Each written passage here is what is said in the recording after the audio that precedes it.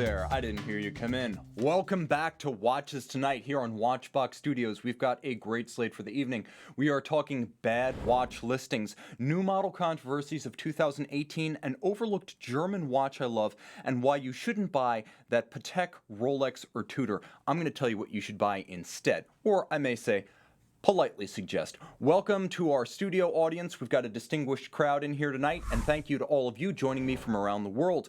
Before we jump into the program, let me remind you who pays for these pixels. There is no better place to buy, trade, or sell luxury watches 24 hours a day and globally than thewatchbox.com. See my videos, see our world-class photography, as well as boxes and papers, accessories, and prices on thewatchbox.com. And remember, check the link below this video. If you're watching it recorded, that's the link to enter our drawing for an Oris Arctic Audi Sport GMT. And I'm throwing in an Oris Field Compass with it. Just don't put them next to each other because they'll get magnetized. Okay, batting practice. Warming up your monitor with my cuts. The return of time to run far, run fast from these listings. We are improving the breed around the net by shaming and naming the worst watch listings around. So we open with a laugh thanks to this Rolex Cellini that was forwarded by viewer Daniel V. Less chronograph than chronograph. This is like a combination of imaginary features in one awful counterfeit. Chuckle, laugh, and then move on. Do not transfer money. Okay, Johan of Malaysia sends this sketchy Omega Seamaster Planet Ocean listing from Chrono24. Why sketchy? A couple of reasons. First, it's listed as a deep black, and a deep black looks like this. Big difference. Even I can see that one. Problem 2, I recognize that wrist in the listing, and that wrist looks awfully familiar. That's right, the sketchy seller from Italy did not pay me a licensing fee. Now, problem 3, there's another image of a third-party mystery wrist in the same ad, and this one is yet to be ID'd, but I guarantee you it's not me and it's not them. And I'm guessing he's being shorted his royalties too. All right, the moral of this story, phantom wrists, phantom inventory. He doesn't have the watch, and if you look at the listing, and if we can go full screen there, he's allowed himself a total of 11 days to find it and ship it to you. Just move on. Do not pass go. Do not collect $200. All right, yours truly fished this monster out of the bay, and it is a whopper. Okay, first things, you always feel good when the AP logo has been plainly glued on. That gives me warm fuzzies. Everyone else, the hair should be standing up on your back right now. Check out those bolts, check out that bezel, check out the alignment of the crown. Problems? You better believe it. The logo has been glued on, the dial is purple, and the mini bolts in the bezel are full of crud. We're off to a flying start. Now, the details are even better below the listing. This is where it gets funny and or a little bit off color. First, age, pre-1920. He's claiming that this is an Audemars Royal Oak quartz. Problems, many. 2 different water resistances given. 1 atmosphere, 3 atmospheres. Who cares? Let's split the difference and make it 2 atmospheres. Okay, now here's the best part, and it is that which I cannot repeat. Right there, this is a family program. We're going to move on.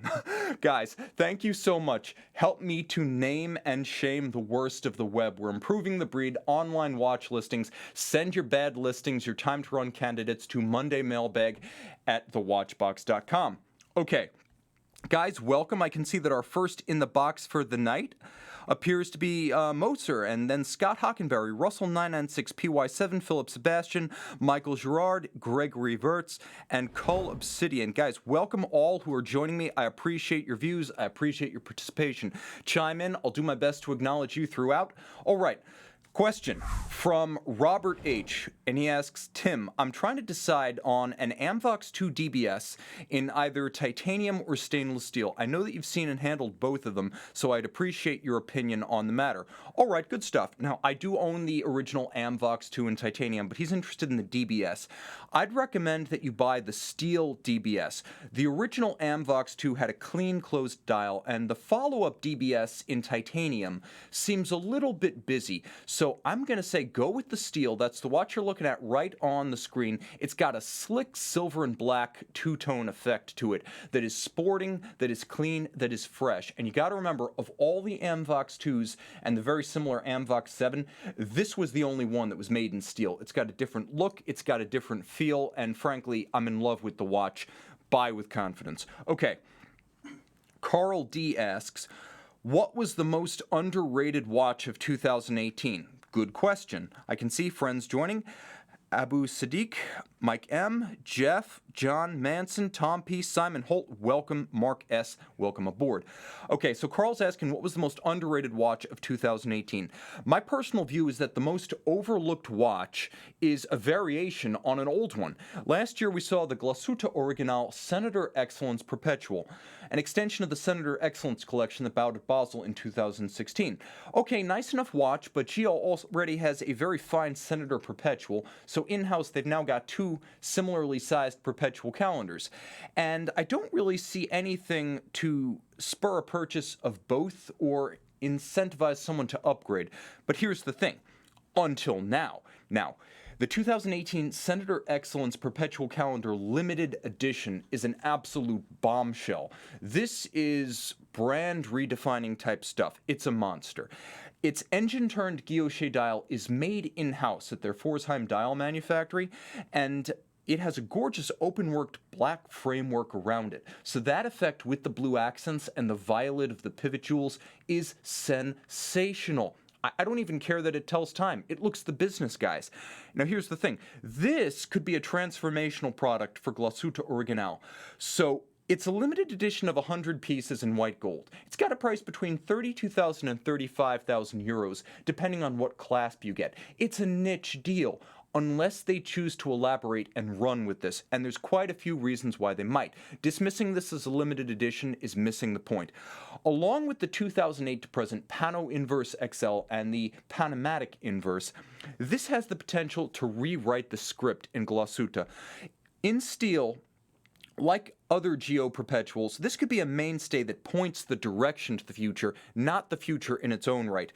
It doesn't stop there. The whole line could benefit from these design concepts that merge traditional craft arts like guilloche with daring visuals. Germany as a whole, we're talking the country Germany now, has been a leader in modernist art, architecture, high technology, and industrial design, as well as product design. All of that said, Lange, Sinn, and even Nomos, most German watch brands of any size have been reluctant to take up the mantle of the truly avant-garde. Geo has been a Swatch Group backwater, and I have to say it's been desperate to differentiate itself not just from Lange, but also from Omega, from Breguet, from Blancpain. And right here, I think we have the germ of the future. If this look can be transposed across the line, you finally set Geo not just apart from the other Germans, but apart from the other luxury leaders at Swatch. In this limited edition, it and the Pano Inverse hold the key, the seeds of a great future and a robust identity at Geo, and that's why this is the most underrated watch of the year. It could transform a brand. All right. Guys, I can see along the way. Mark S. Tim, would you jump into a pool with a 100-meter water-resistant watch, assuming service up to date? Yes, I would. No hesitation. If you feel a little bit reluctant, get one with a screw-down crown. Something like a Rolex Twin Lock with 100-meter water resistance can easily beat that rating. 100 should be swimmable, period. All right. I can see M. Edmund is saying, Tim, absent the Snowflake, what would be the Grand Seiko that is a best candidate as a daily wear 6K and below? You're going to want to stay with us because we're going to get to that. I'm not giving up my game. I've got a main feature built around that. Moving on, Bob V.S. Tim, has there been any new model controversy this year? Was there one watch that stood above others as a controversial piece? There was one watch, and it was a bit of a joke. It was the Swiss Legends watch from Moser, but we're not going to talk about that. We're going to talk about real watches that you can actually buy. The Moser watch exists, but you can't buy it. Okay, I'd say there were three main controversies. First, the 2018 Breitling Navitimer 8 collection. Now, by any other name, Breitling or Navitimer, these watches might have found a warmer reception, but even on their own terms, they weren't the expected blockbuster follow-up to the CVC Capital and Georges Kern earthquakes of 2017. New ownership, new rockstar CEO. I think people expected a rockstar first act. This feels more like an opening act, at best. Now, neither the Academy Award style grandeur that accompanied the global rollout of these watches, nor the after-party vibe was enough to seduce the press and watch critics like yours truly into feeling that this was the transformational product that Breitling needed. A lot of energy and attention was lavished on this launch, and I feel like Breitling just missed the mark. So that's been one controversy. These watches kind of under-delivered. Nice watches, not thrilling. Now, the new FP Journe Monopusher Rattrapante provokes an unusual amount of controversy, and I say this because FP Journe usually meets with pretty much universal plaudits with each new model release, or at the very least, strong partisans of the new watches who are willing to defend them. Questions about the proportions of the bracelet as it meets the lugs and the case shape. At 44 millimeters, it seems almost distended relative to the width of the bracelet. They were more pointed, these comments, than what FP Journe is used to facing. Now, FP Journe tends to be met with a certain amount of credulity and willingness to accept Francois Paul's artistic ukase, but this monopusher split drew actual invective from his normally enthusiastic supporters. So perhaps the Journe brand is coming to realize that with growth and fan expectations come increased scrutiny and, frankly, a willingness to critique with teeth. The training wheels are off. As FP Journe approaches its 20th anniversary, it finally has a constituency. For better or worse, they have to live up to their own high standards. And I'm not sure this design did, although that platinum version right there does sing to me. Now, finally, of the three controversies that I think have defined the year to date, I heard a loud collective yawn from Paneristi at SIHH in January. So if you are a fan of the Panerai brand, I really felt like there was a little bit of a letdown and kind of an anticlimax at what should have been Panerai's Super Bowl. So the 2018 Panerai collection failed to move many hearts with a weird combination of inaccessible extreme complications like the 920 L'Astronomo and the 767 Tourbillon GMT. Built to order grand complications are not the bedrock of the brand, and they're not what Paneristi, even those of considerable means, are buying. The guys who have the money to buy this and are into Paneristi are bidding on actual Italian Navy vintage pieces, not grand complications.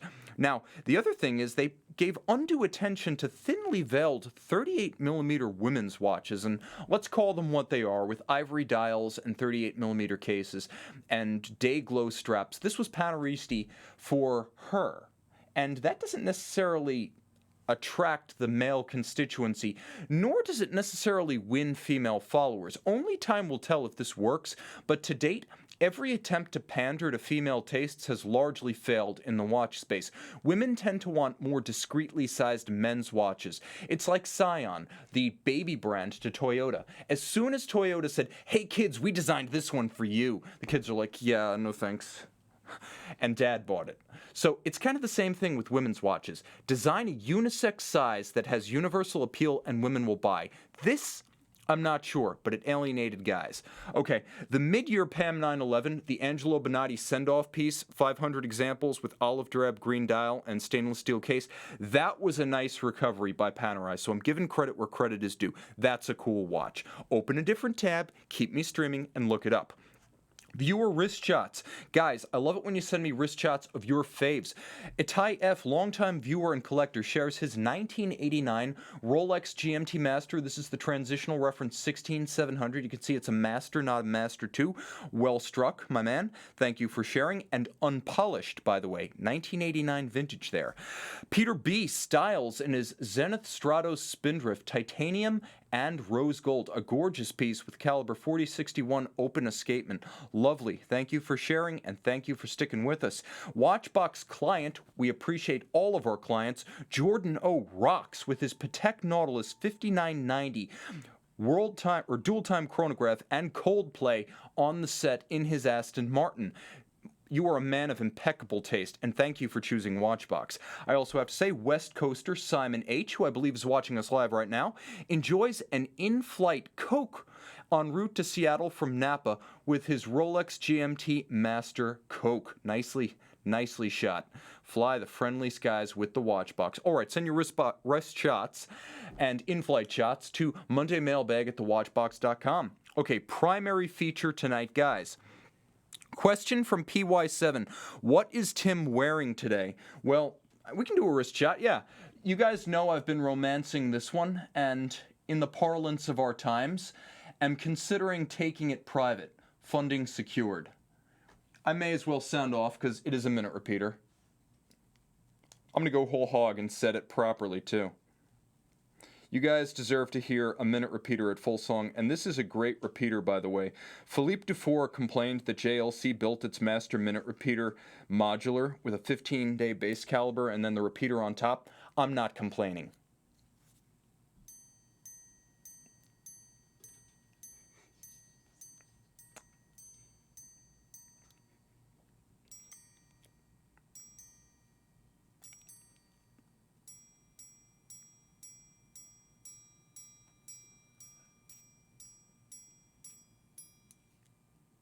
Guys, please take it off my hand, quite literally, before I do something very silly. Alright guys, thanks for joining in. That's the JLC Master Minute Repeater in fly tie, the best material to make a minute repeater. Okay, so our primary feature tonight is, and I can see right here Peter K is saying he prefers Slayer. Yeah, we'll see if we can get them to do a set for our soundtrack. I don't think it's in the budget, but hey, can't hurt to ask. Primary feature tonight, Buy This Not That, wherein we take common hyped watches of our times and propose alternatives that will cost you less and give you more satisfaction. Alright, the hottest watches of our moment often carry wait lists and prices to match. Many of the marquee names issue from August houses like Rolex, Tudor, Patek Philippe, Audemars Piguet, and Omega. But if you can look beyond the hype, get in touch with your independent self and consider the huge range of alternatives in the universe of luxury, you can find the same satisfaction and enjoy your watch ahead of time and under budget. No wait list required. Alright, my own experience with this phenomenon started in 2002 when I was finishing up my high school years. The dream watch at the time was a Rolex Submariner 16610. Price too high? No chance. But early online bulletin boards, websites like Chronocentric, and forums convinced me that the Omega Seamaster Professional 300, the James Bond, and it was the Bond back then on Pierce Brosnan's wrist, was actually a much better watch. I looked and I held the watches side by side. I did the comparison at Tourneau back when they still had Tourneau in the Walt Whitman Mall, and I agreed the SMP was the better option. So I invited everyone I knew to my high school graduation, I negotiated a discount, I pooled my resources, and I picked up the SMP for half the price of the Rolex. I even had money left over for a laptop for freshman year, and it was a better watch, and I have it to this day. Now, consider some of today's hottest watches and your alternatives. You may get far more than you hoped. 2018 Patek Philippe Aquanaut Chronograph. Okay, so hot it sizzles. That said, it is a mighty 42.2 millimeters in stainless steel. The 5968A is a monster at $43,770 US, but it's a dose of a lot of nothing new, in my opinion. You're basically taking the existing Aquanaut 5167, you're going to introduce it to caliber CH 28520, which already exists, and you're going to offer one dial option. I hope you like it, because that's the only one you're getting. That's a lot of money, $43,770. So, considering that wait lists are now years long, and this is a very orthodox product, frankly, I'm shocked that this came from the same people who gave us the groundbreaking Regulator 5235G. It's hard to believe that these are brothers from the same mother. All of that said, you have to be willing to wait years for that Aquanaut Chrono Nothing Burger, not months, years. I like the watch, but not enough to pay and wait, and wait, and wait. Buy this instead. Vacheron Constantin Overseas Chronograph 5500V Generation 3. It came out in 2016. Unlike Patek, VC has been investing in new product development with a vengeance on the sports chronograph side. It holds the line at 42.5 millimeters in steel. It's similar in size and stance on the wrist. A Geneva Hallmark caliber with a full display back, both new for the Overseas line in Gen 3. Tool-free quick-release lugs, so you can remove the strap and replace it with your hands and nothing more, and a full suite of straps when you buy it in steel. You get the rubber strap, color coordinated, you get the full bracelet, you get the leather, and you get a clasp for your straps with the bracelet. That is a full deck. Aces high, you better believe it.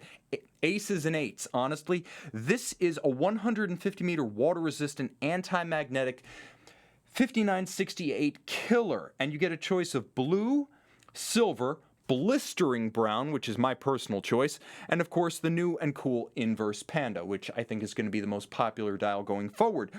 $30,200 new. Expect to pay low 20s pre-owned, and that's how I would buy it. Watchbox has a couple of versions of this watch, so again, you can buy it new on the Govberg side or pre-owned on the Watchbox side. You don't have to ask me how I'd get mine. All I can tell you is that the oldest of these watches is now 2 years old, and that's a 300-year service life and the latest tech and spec in your sports chrono. Buy that, not the Patek.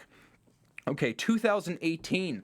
The watch everyone was talking about at Basel. All apologies to Tudor and Patek, but it's the 2018 Rolex Pepsi GMT-Master II, 216710, and already waitlisted into the next decade. I get it, it's cool. The steel case, the Serichrome Pepsi bezel, and the Jubilee bracelet, they're all a first in combination on a Rolex watch. That's exciting, I get it. First is a flag that flies forever, and first on the block is even cooler. Who wouldn't want a watch named after junk food? You know what appeals to me? You see, I'm a skinny cyclist. I'm instantly turned on by the promise of a sugar high. But I want to pay you heed and save you from paying 2 to 3 times list for a sugar high. Let me warn you ahead of time, they don't last. If you want the same kind of collector fervor, robust enthusiast community, and material quality, you need to consider, instead of the Pepsi, the Grand Seiko SBGJ 227 High Beat GMT. That's right, it's the Peacock. Now this is a limited edition. This is a special watch, 700 pieces, offers the real-world exclusivity that the Rolex will not offer in a couple of months on the market. So it retails for $6,500. It tends to trade around that pre-owned, so your money, your investment is secure. It has a deadly dial in lustrous green with radiant engraved waves. This is a sensational watch, and it's set apart distinctly from the orthodox look of the Rolex, which, while new in detail, frankly has been around for a while. This is a different look. A 55-hour power reserve display caseback, chronometer-like timing tolerances of -5 +5 per day, a 40mm steel case, ensure that this Grand Seiko is ready to give the bird to Rolex's high flyer. That's right, it's a family program. I meant that bird. No, I didn't. Okay, like father, like son. For 2018, the Tudor Black Bay GMT is so hot right now. So hot right now.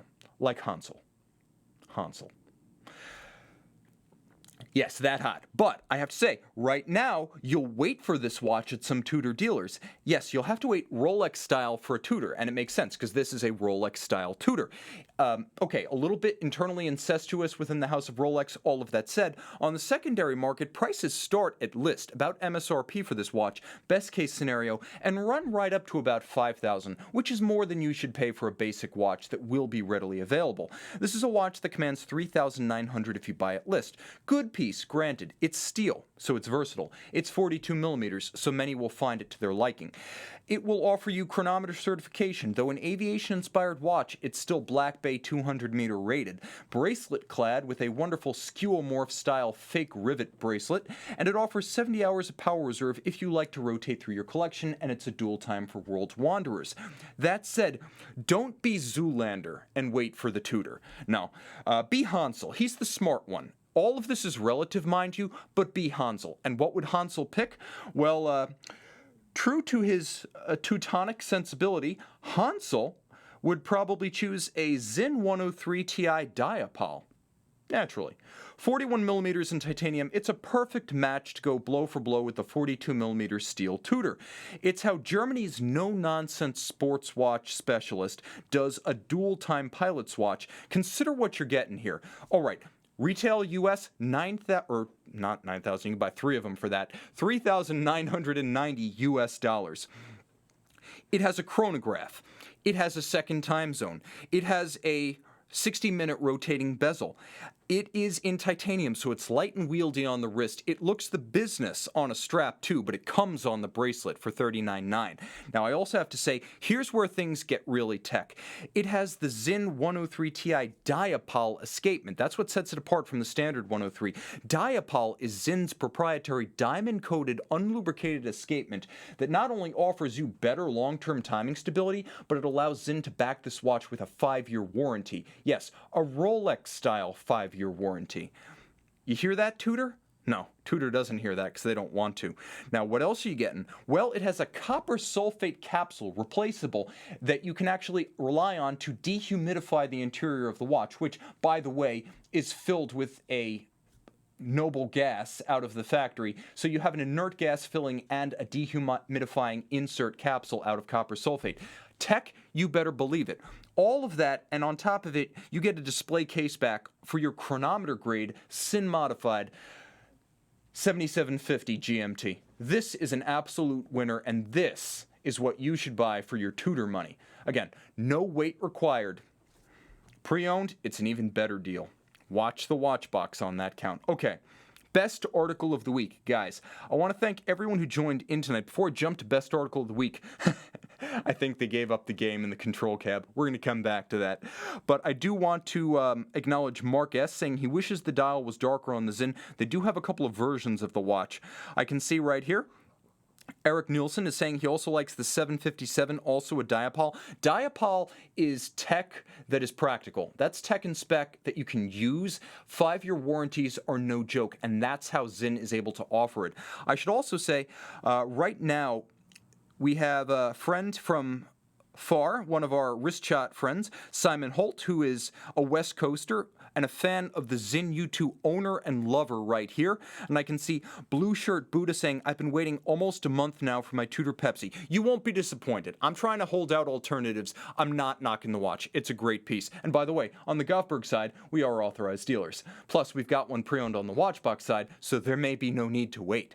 Okay, guys, best article of the week. Oh, great Zoolander reference from 5-year waitlist. I invented the piano necktie.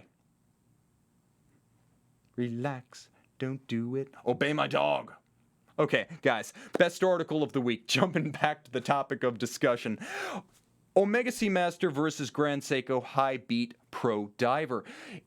This is the SBGH 257 versus the well-established Omega Seamaster Planet Ocean. The reason I'm telling you about something me and my guys created over on Watchbox Reviews is because I am truly proud of this team effort. I think we've turned a corner in quality of the imagery, quality of the next level concept, narrative, execution, the way we tie it together.